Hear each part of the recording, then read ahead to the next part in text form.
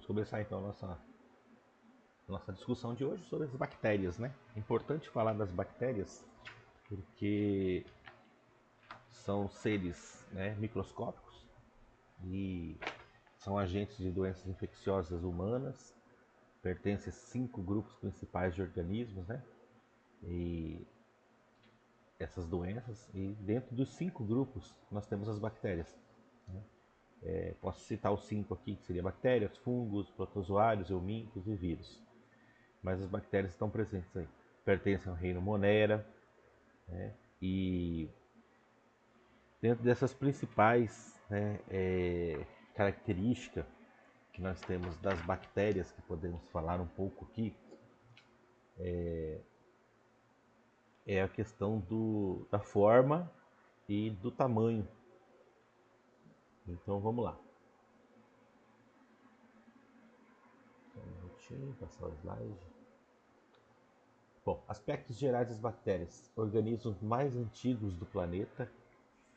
Eles datam aí, né, de milhares de anos atrás.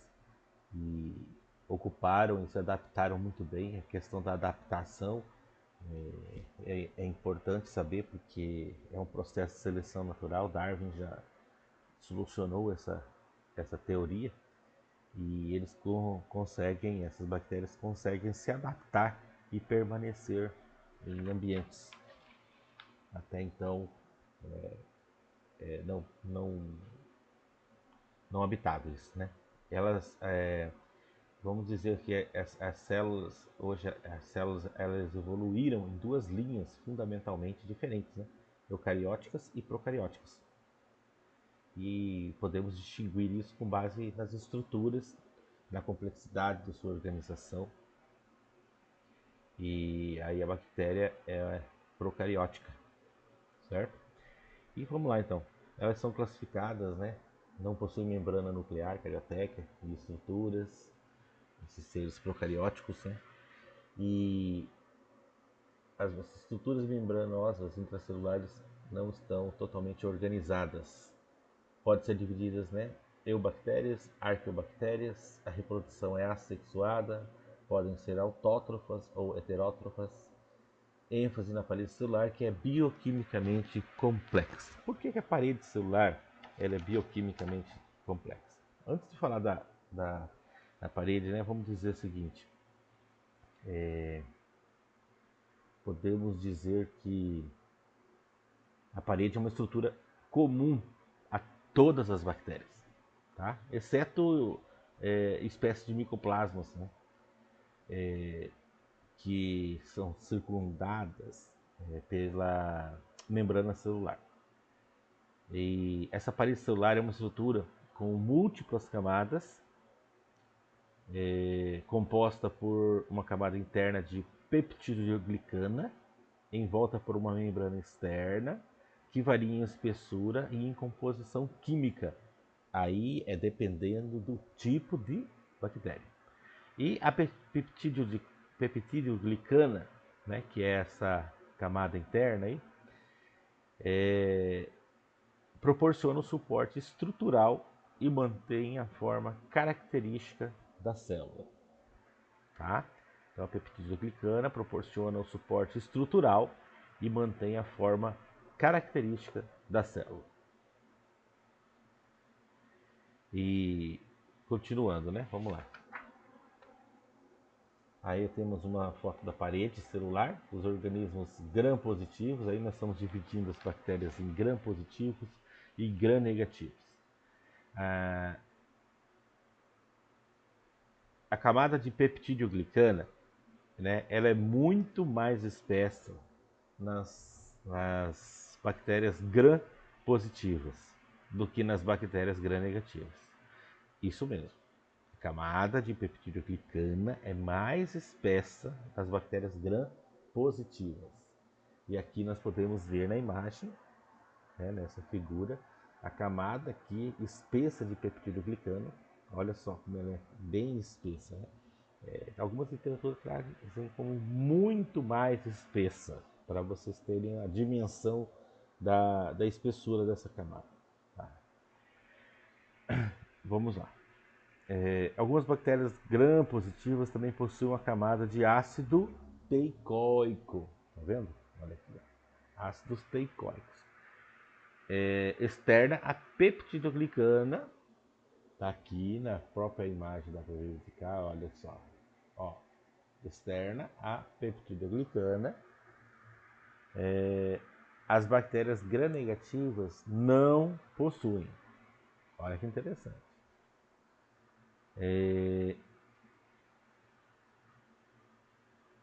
Ao contrário, né, os organismos gram-negativos, aí vamos falar um pouquinho dos gram-negativos, né, que aqui nós temos o gram-positivo e o gram-negativo, uma comparação, tá? Das duas figuras, aqui eu tenho gram-negativa, aqui é a gram-positiva. Olha só, nessa figura ela coloca aqui, claro que não é nessa dimensão, mas para a gente ter uma ideia, né, quando eu falo de muito mais espessa camada de peptidoglicana, ele coloca aqui 4 vezes mais, tá? Em espessura. Então aqui é uma camada fina, aqui é uma camada muito mais espessa. Assim que as literaturas de microbiologia médica trazem essa definição. As gram-negativas elas têm as lipoproteínas que vão fazer a ligação, né? Membrana externa apresenta a gram-negativa e espaço periplasmático e a membrana citoplasmática, né? Uma membrana citoplasmática interna. E aí tem proteína, porina presente ali. Continuando. Nas bactérias gram-negativas, vamos falar um pouquinho da gram-negativa. Nas bactérias gram-negativas, entre a membrana citoplasmática e o peptidoglicano, está o espaço periplasmático. Está aqui. Aqui também nós temos o espaço. Então, entre elas, nós temos um espaço periplasmático, tá? Onde se localizam algumas espécies enzimas denominadas beta-lactamases. O que essas enzimas fazem? Elas degradam as penicilinas e outras drogas beta-lactâmicas, tá? A parede celular tem várias outras propriedades importantes. Vamos lá, vou enumerar 3 propriedades importantes da parede celular, tá? Essa parede celular tem 3 propriedades importantes. Nos organismos gram-negativos, ela contém endotoxinas, que são lipopolissacarídeos. Tá vendo? Elas contêm lipopolissacarídeos, né, que são as endotoxinas. Isso nos gram-negativos. Tá? Eu não tenho endotoxina em gram-positiva, só em gram-negativo. Seus polissacarídeos e suas proteínas são antígenos utilizados, né, para identificação em laboratório, para você fazer a coloração, né? A gente vai falar daqui a pouquinho sobre a coloração de gram. Então é interessante que esses polissacarídeos aí, de peptidoglicano principalmente, eles são importantes para eles que vão corar, né? Eles coram. Na gram-negativa não há a coloração, por isso que ela já é classificada ali, que ela não pega o corante. E suas proteínas do tipo porinas, né? Suas proteínas do tipo porinas, nós temos aqui, por exemplo, principalmente aqui, ó, estou mostrando na gram-negativa, né? E os lipopolissacarídeos aqui presentes,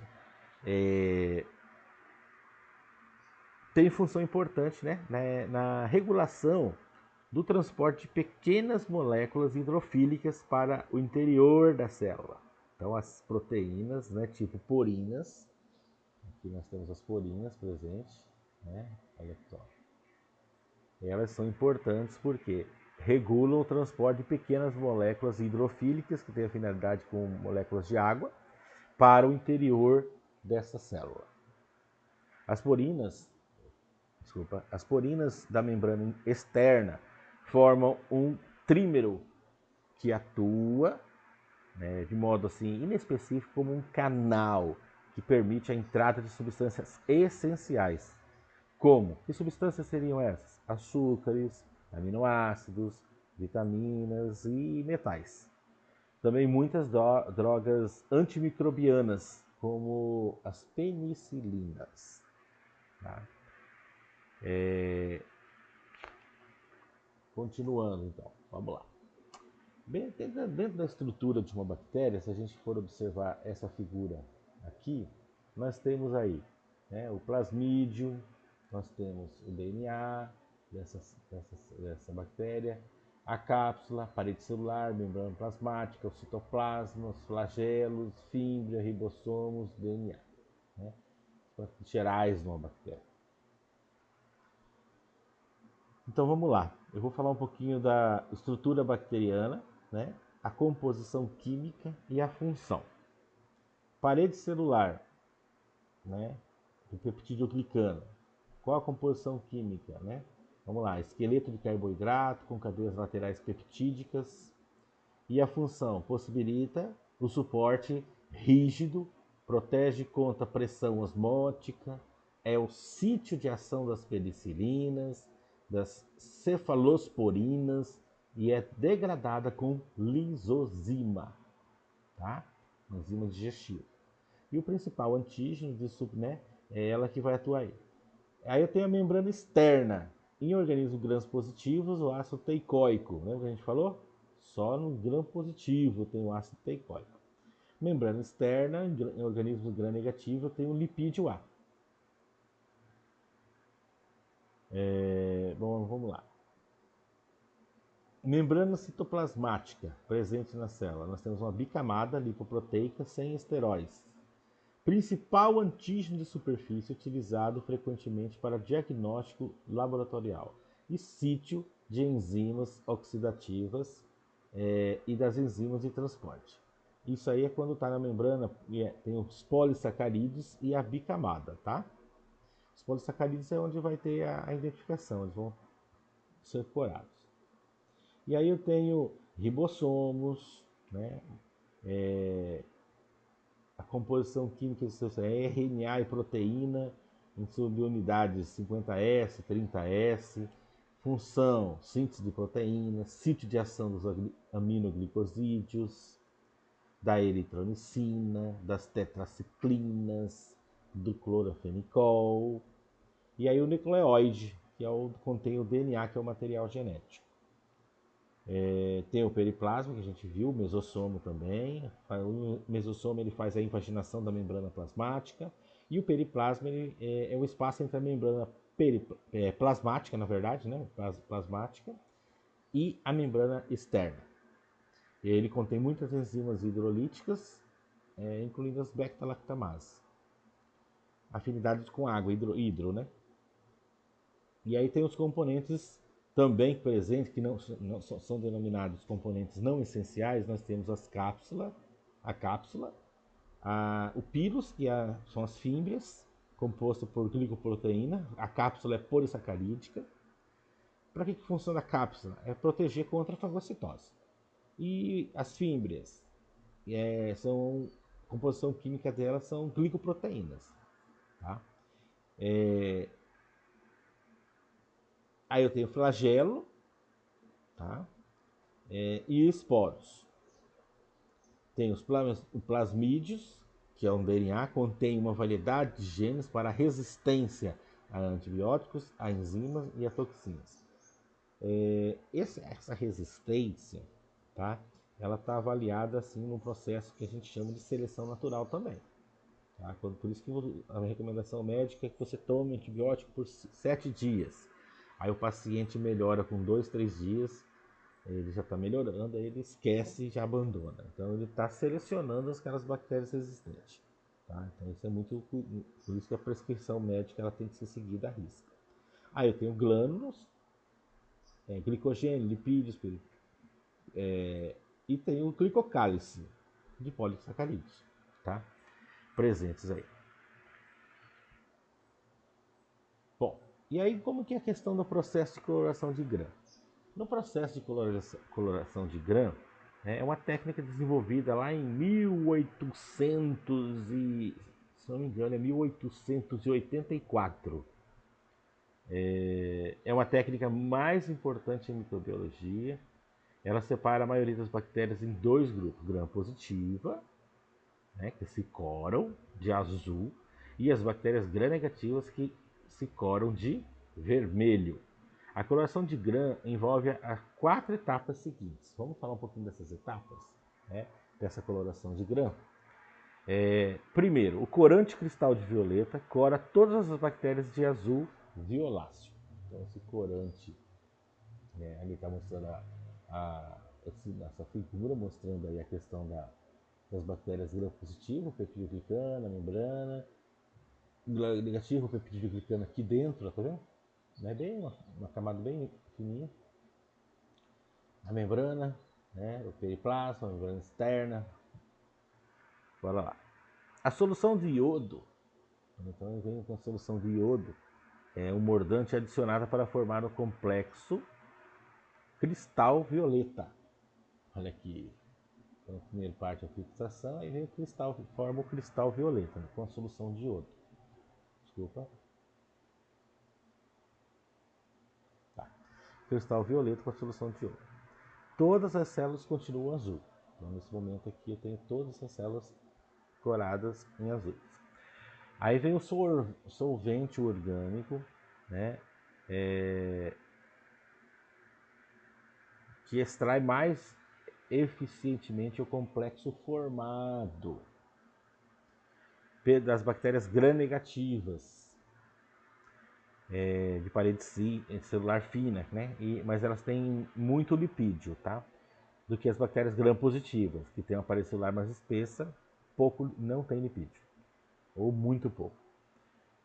Os organismos gram-negativos se tornam incolores. Então aqui utilizou acetona, né?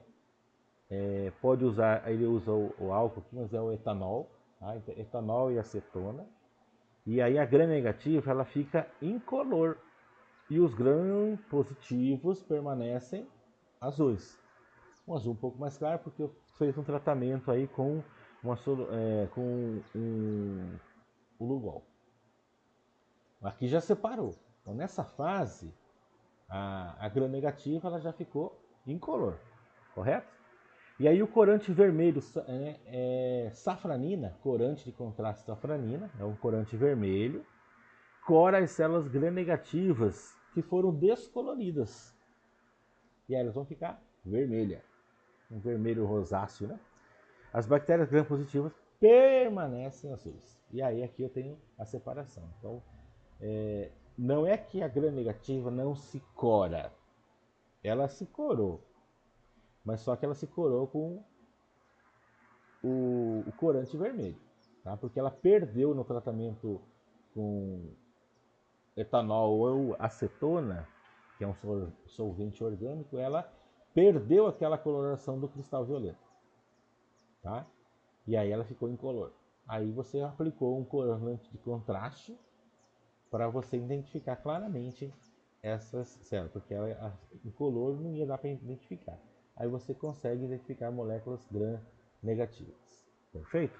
Essa é uma explicação bem mais simples, claro que na prática é muito melhor, na prática você consegue fazer essas etapas passo a passo, mas percebem que é um protocolo, e um protocolo ele é simples, basta você seguir o protocolo à risca, com todas as medidas de biossegurança, e você consegue fazer essa coloração. Vou bater um pouquinho, né? Vamos lá, aqui na parede celular do lipopolissacarídeo. Aqui ó, a parede celular dos gram-negativos, né? Nós temos os lipopolissacarídeos, a porina, né? Aqui na membrana selecionando o que entra e sai na célula. Peptidoglicano bem fininha a camada. Lipoproteínas, membrana celular externa. Tá. Lipopolissacarídeo. Vamos falar um pouquinho do lipopolissacarídeo. Ele é a camada externa, né, dessa parede celular de bactérias gram-negativas, é a endotoxina. Então esse lipopolissacarídeo aqui, da camada externa da parede celular de bactérias gram-negativas, ela é a endotoxina, tá? Olha que interessante. Responsável por muitos dos sintomas de doenças, como febre, choque, né, causado por esses organismos aí. O lipopolissacarídeo é denominado endotoxina por ser parte integral da célula. Tá? Então ele é uma endotoxina porque ele é parte integral, ele não está separado, olha aqui, ele está junto, ele é parte integral aí da membrana externa. Ao contrário das exotoxinas, que são secretadas pelas bactérias. Os efeitos patológicos da endotoxina, presente aí nesse lipopolissacarídeo, são semelhantes e independem do organismo do qual ela provém. Olha que interessante.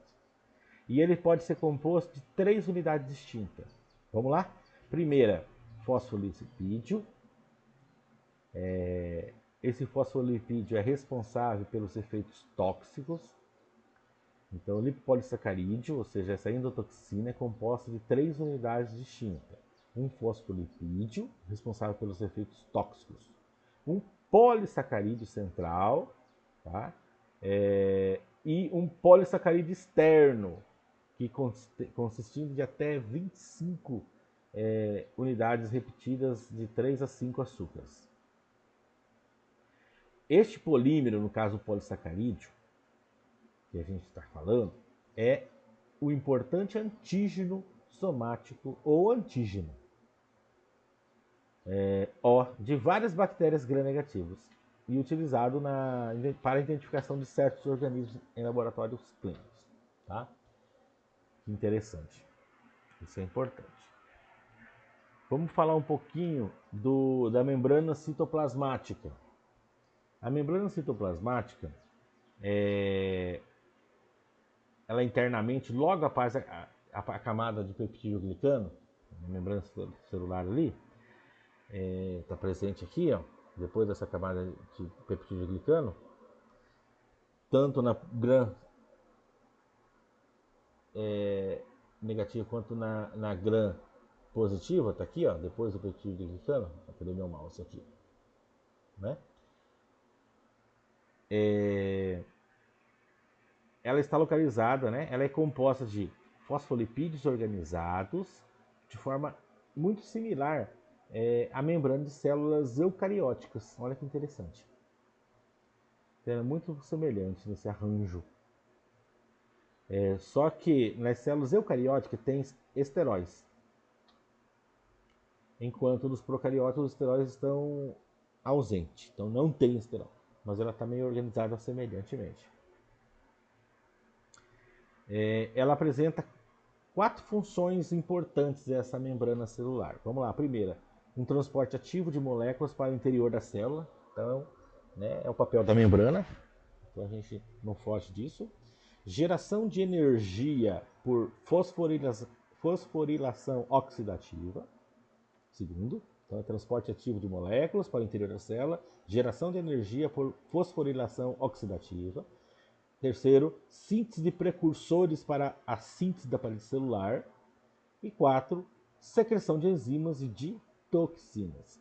Recapitulando, primeiro, transporte ativo de moléculas para o interior da célula. Segundo, geração de energia por fosforilação oxidativa. Terceiro, síntese de precursores para a síntese de parede celular.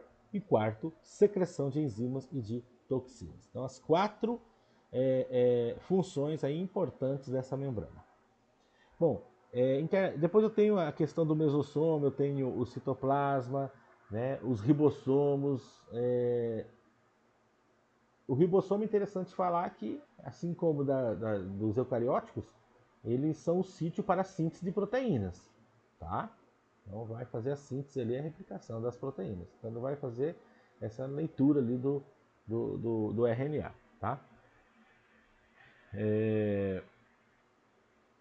Aí tem glândulos citoplasmáticos, tem o nucleoide, plasmídio. O que são os plasmídios? Olha que interessante. Eles são moléculas de DNA, dupla fita, circular. Tá? Por isso que o plasmídio ele é um componente não essencial.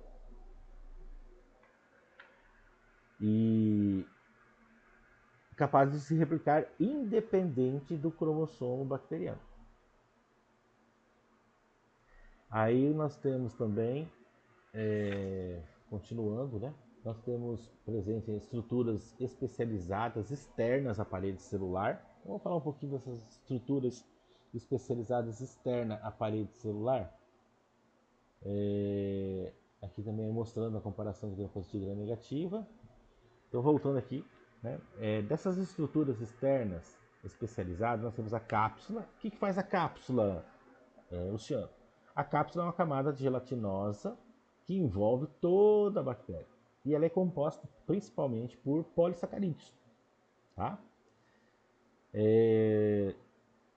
E ela é importante por algumas razões. Vamos lá. É um determinante de virulência de muitas bactérias, tá? Porque ela limita a capacidade dos fagócitos de fagocitar as bactérias. Olha que interessante. Identificação específica de um organismo pode ser feita utilizando-se um anticorpo dirigido contra esse polissacarídeo capsular. Então é uma reação de Kellogg. E terceiro, os polissacarídeos capsulares são utilizados como antígenos em determinadas vacinas. E 4, que tipo de vacina? Principalmente do presente atualmente em vacinas, principalmente para dos Streptococcus pneumoniae. E a cápsula pode ter a função de aderência da bactéria aos tecidos humanos, tá? Que é um passo importante ali nessa infecção. Então a cápsula ela tem vários itens importantes, né, da razão. Determinante da virulência, identificação específica do organismo, polissacarídeos capsulares ali também, né, que ajudam para determinadas vacinas específicas ali, esses polissacarídeos, e principalmente ela tem a função de aderência. E aí tem flagelos, né, o flagelo geralmente principalmente para a mobilidade dessa bactéria. Tá? Pile, o que são as pileofímbrias? Né? São filamentos que se estendem a partir da superfície da célula e eles também ajudam ali, né, a elas a se movimentarem. Permite a ligação da bactéria a receptores específicos de superfície da célula e forma uma ligação entre o, vamos dizer assim, o macho doador e a fêmea receptora durante a fase de conjugação de reprodução. Tá? Então a pile ela acaba fazendo essa função aí. Ligação da bactéria a receptores específicos na superfície da célula humana e tem também a questão do pilis ou pilus sexual, que é a ligação entre o macho e a fêmea, né, ou o doador e receptora durante a conjugação. A gente pode falar um pouco mais da questão da replicação.